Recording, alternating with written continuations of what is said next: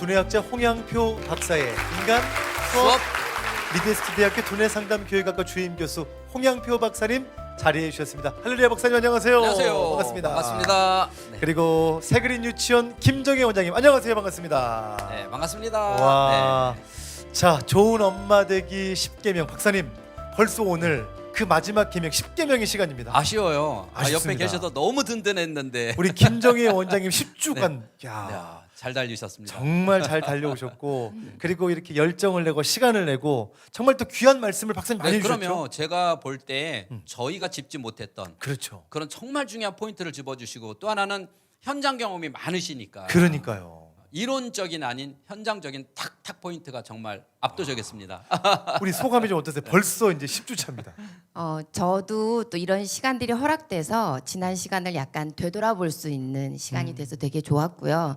또 그리고 또 되돌아본 만큼 앞으로 또 어떤 부분을 더 열심히 최선을 다해야 될지 또 다짐하는 시간도 돼서 정말 좋은 시간들이었습니다. 좋습니다. 자 오늘 그 10계명 마지막 10주 차. 네. 자 기대가 되고요. 아마 김 원장님이 마지막 네. 그 어떤 모든 마음의 진심을 다 표현하고 가시지 않을까. 네. 박사님 오늘 10계명 어떤 네. 어디 마지막 10계명 원장님 한번 해주시죠. 원장님 해주시죠. 포기하지 않습니다. 야, 이게 10계명이에요? 네. 포기하지 포기하지 않습니다. 않는다. 박사님 그러면 사실 여기서의 포기의 의미가 어떤 건지 궁금한데요. 뭐 자식을 남편을 자식으로서 포기가 아니라 안 좋은 행동하는 것을 그냥 놔두는 이 포기가 안 된다는 거죠. 그렇죠. 네, 뭔가 이거는 그냥 방임, 네, 그냥 쉽게 그냥 뭐 안 되겠다 이런 부분들. 때 되면 되겠지. 내가 안 해도 뭐 네. 어떻게 되겠지. 크면 잘하겠지. 크면 네. 잘하겠지. 이런 부분들에 대해서 그냥 그렇게 쉽게 생각하지 말고 이렇게 포기하지 않았으면 좋겠다. 그래서 예를 들어서 작게는 공공질서 지키지 못하는 거, 식당에서 뛰는 거, 뭐 이러한 것부터 조금 더 이제 가정에서 엄마 아빠한테 함부로 하는 것, 그다음에 친구나 이렇게 함부로 하는 안 좋은 행동을 했을 때 그러한 것에서 끝까지 건 집착을 가지고 바꿔야 되는데 그러한 것들을 아까처럼 냅둬 크면 다해 크면 다해 이렇게 포기하지 않아야 된다는 거죠. 포기하면 안 된다는 거죠. 포기하지 않습니다. 네. 그런데 우리 원장님 포기하고 싶을 때가 많지 않나요? 그렇죠. 그 이제 많이 공감하실 거예요. 아이들이 꽤 많이 성장한 요즘 청년들 그 가지고 계신 부모님들이 제일 많이 하는 이야기가 아이들이 집안 물건들을 정리를 안 하고 자기 방 뭐 이런 일들이 왜 이렇게 빚어졌나라고 생각을 네. 해봤더니 저희 아들 초등학교 다닐 때 네. 저희 때는 왜 걸레도 만들어가고 막 맞아요. 이랬잖아요. 네. 그래서 학교에? 학교 그렇죠. 청소 네모난 직접 걸레 하고 만들어서. 그랬어요. 그렇죠. 근데 저희 아들 때 94년생인데 얘네들 초등학교 갈 때 엄마들이 가서 청소해 줬거든요. 학교를 청소를 네, 학부모 대표들이 가서 청소해주고 막 이랬단 말이죠. 맞아요, 그럴 때 예. 있었어요. 그런데 요즘 아이들이 자기 물건 정리 잘 못해요. 네, 그래서 집에서도 제가 그런 걸 많이 안 시켰던 것 같아요. 네. 그랬더니 저희 아들이 자기 직장에서는 하는데 우리 집에서는 그런 걸 안 하는 거예요. 엄마가 하겠거니. 그래서 예를 들면 그런 사소한 조그만한 것들도 커서 드러난다는 거죠. 그러니까 아까 말씀하신 것처럼 어리니까 괜찮겠지 네. 했던 것들이 안 드러나는 것처럼 보이지만 우리가 가정 사역을 할 때 그리고 또 직장에서 여러 가지 사역들을 할 때 나중에 다 드러날 수 있다는 거예요. 맞아요. 예. 직장에 가면 처음부터 신입사원 들어오면 이건 네 자리야. 그렇죠. 그렇죠? 네가 할 일은 이런 거야. 가르쳐 이런 거야. 그러니까 그 일을 그대로 하잖아요. 근데 조금 더 남의 일까지 못하는 애를 융통성이 없어 이러잖아요. 예. 그러니까 시키는 일은 잘하는데 그 이상을 못하는 애가 융통성이 없다고 그래요. 자, 그럼 집에서는 엄마가 어려서부터 이건 네 거야. 네 장난감은 네가 갖다 놓는 거야. 네 옷은 네가 치우는 거야. 자, 이렇게 했어야 되는데 엄마가 포기하고 내가 다 해준 거예요. 그러니까 아이는 집에 오면 내가 할 일이 없다고 뇌는 생각하는 거죠. 그런데 엄마는 뭐라 그래요? 얘 직장은 잘해요. 맞아요. 직장생활 잘하는데 뭐만? 자기 일만. 눈치 없이 살아가는 거예요. 얘는 그냥 자기 일만 하는 거예요. 그런데 어렸을 적에 엄마가 그것을 끝까지 계속해서 아이에게 자기 물건 정리정돈하는 것도 가르쳤다면 회사에서도 훨씬 더 이 윗사람이 볼 때 훨씬 더 이 아이를 바라볼 때 크게 볼 수가 있겠죠. 그리고 저도 훨씬 편하겠죠. 그러면 내가 열심히 가르쳐 놓으면 몸이 피곤하지만 뇌 안에 섹타가 만들어지니까 나중에는 그걸 피곤하다고 생각하지 않고 당연하다고 만들어지는 거예요. 예를 들어서 중학생이 책상이 엉망이잖아요. 예. 엄마가 뭐라 그래? 야, 너 정리 좀 하고 살아 그래. 그러면 얘는 왜 안 되냐? 뇌가 이걸 봐도 정리가 안 된다고 그랬잖아요. 그러니까 일단 정리가 되는 뇌를 만들어야 되는데 이렇게 뇌는 하나하나 만들어야 돼요. 근데 포기를 해버리면 그런 섹터는 없어요. 어른이 돼도 없어요. 예, 그래서 절대 포기하면 안 됩니다. 지금 사실은 포기하지 않습니다라는 주제를 들으면서 뭐 이것만 있겠습니까? 엄청 많은 이 포기하지 않아야 될. 사실은 이거 하나 가지고 우리가 하면 10강자도 찍을 수 있는 거죠. 그렇죠. 네. 그런데 박사님 사실 우리도 이제 어머님들 네. 또 직장을 또 나가는 분들 네. 집에 오면 이 세세한 하나하나 네. 것 이걸 우리가 터치하고 네. 포기하지 않는다는 것이 쉽게 포기할 수 있을 것 같거든요. 대부분 사람들은 왜 포기하냐면 내가 해주는 게 편하거든요. 내가 하는 게 빠르거든요. 아까처럼 시간이 없을수록 아이가 도와주는 게 빠르냐? 내가 하고 말아요. 대부분. 자, 이렇게 되거든요. 그러면 포기해서는 안 되는 게 크게 두 가지로만 나눠보자는 거예요. 첫 번째는 인성하고 관련된 것. 자, 엄마한테 함부로 하고 아빠한테 함부로 하고 이건 포기 못한다. 이건 절대로 안 되는 거예요. 이거 하고 두 번째는 최소한의 자기 물건, 엄마 물건을 정리하고 아빠 물건을 정리하는 것이 아니라 자기 물건 정리 정도는 하는 거는 만 3세부터 절대 포기하면 안 된다는 거예요. 이 두 가지입니다. 원장님도 실제 교육 현장에서는 어떻습니까? 네. 그 요즘에 또 이제 아까 말씀하셨듯이 엄마 아빠 또 부부가 같이 일을 네. 하시는 경우가 요즘에는 거의 많이 있기 때문에 할머니께서 양육하시는 경우들도 되게 많거든요. 그럼 엄마들이 밤에 늦게 퇴근해서 와서 보면 어머님이나 친정 엄마나 또 다른 분들이 양육해 주시는데 그게 마음에 들지 않아도 또 이렇게 너무 시간이 바쁘니까 네. 말 못하고 맞아요. 그런 시절을 또 네, 넘어가 네. 버리는 맞아요. 경우들이 있어요. 네. 그런데 꼭 밤에 아무리 바빠도 와서 엄마가 아까 말씀하셨던 부분들 이 아이가 그분들한테 양육이 되더라도 또 지켜야 되는 부분들 뭐 주말이라든지 아니면 저녁에 어떤 시간이라든지 왜 전에도 한번 팁을 드렸는데 냉장고에 이렇게 써놓고 늘 잘 볼 수 있게끔 해놓고 꼬박꼬박 그거를 하시지 않으시면 정말 그게 아무것도 아닌 것이 덮어져 있을 뿐이지 그게 고쳐진 건 아니고요. 지나가 버리는 거죠. 그래서 초등학교 가서 후회하시는 분들 네, 되게 많아요. 맞아요. 예. 근데 보통 엄마들이 또 이렇게 말을 해요. 우리 애는 못해요. 못하니까 제가 해주는 거예요. 이렇게 얘기를 하거든요.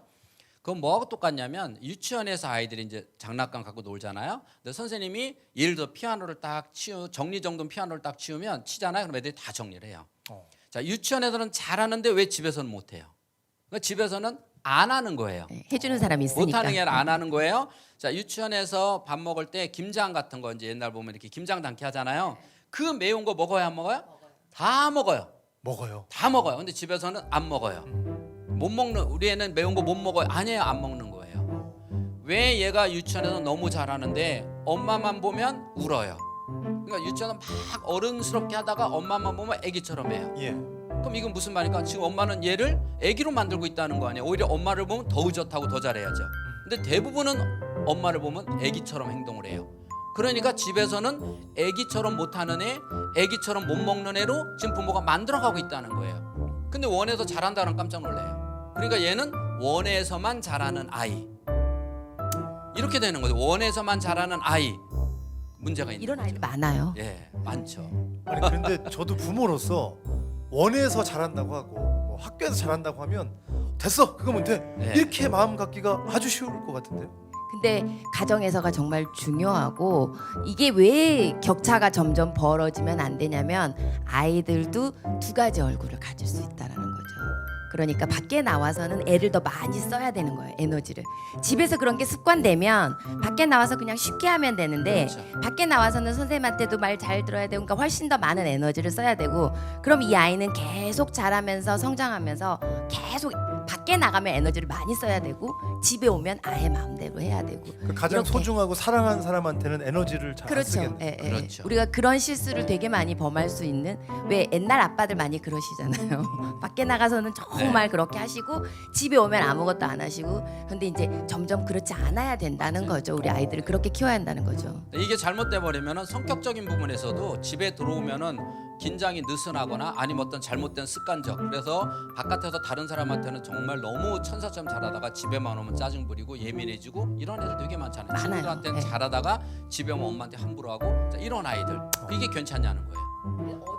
어떤 부분이 진짜인지 되게 구별하기 어려운 그런 부분들이 되게 많거든요. 그럼 이 아이도 속으로는 굉장히 힘들 거란 그럼요. 이야기죠. 예. 그 속으면 안 돼요. 자, 오늘 포기하지 않습니다. 아까 어떤 인성적인 부분도 언급해 주셨어요. 네네. 사실은 이 인성은 그냥 우리가 좀 다 좀 될 것 같거든요. 그런데 우리가 좀 간과해서는 안 될, 쉽게 넘어갈 그런 부분들 좀 있을까요? 예를 들어서 박사님? 어려서부터 때를 쓸 때 뭘 집어 던지거나 엄마한테 던지거나 이렇게 아니면 안 좋은 엄마한테 막 욕을 하거나 막 이렇게 하면서 때를 쓰는 애들이 있어요. 근데 그런 것들을 어린 아이가 그러면 이쁘잖아요. 자, 애가 엄마를 막 때리고 그래도 이쁘잖아요. 이거 여기서 포기를 해버리면 나중에 중학생이 엄마를 막 때린다고 생각해 보세요. 그것도 이쁠까요? 그런데 유치원 때 엄마를 때린 애는 중학교 때도 때려요. 유치원 때부터 집어 던지는 걸 받아주고 여기서 포기해버리면 중학교 때는 더 무서운 걸 집어 던질 수가 있다는 거예요. 그러니까 어렸을수록 철저하게 인성에서 벗어난 거는 포기하면 안 된다는 거예요.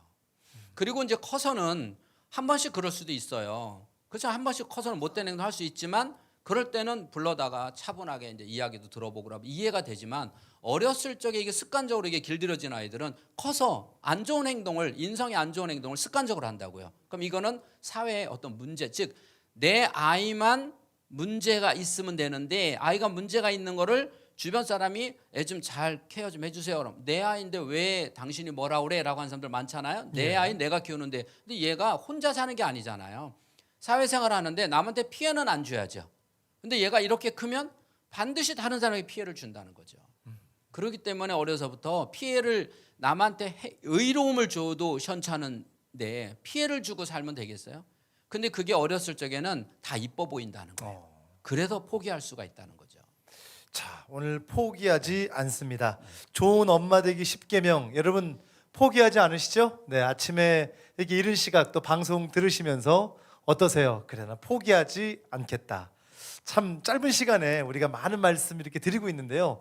1계명부터 10계명까지 꼭 한번 복습해 보시면 좋을 것 같고요. 오늘 한번 마무리를 해야 되는데요. 우리 김 원장님도 오늘 마지막 시간인데 네. 그래서 지금 포기하지 않고자 하는 또 나는 좋은 엄마이다라고 포기하지 않겠다라고 고백하시는 많은 분들 한번 마지막 또 응원해 주시면 좋을 것 같아요.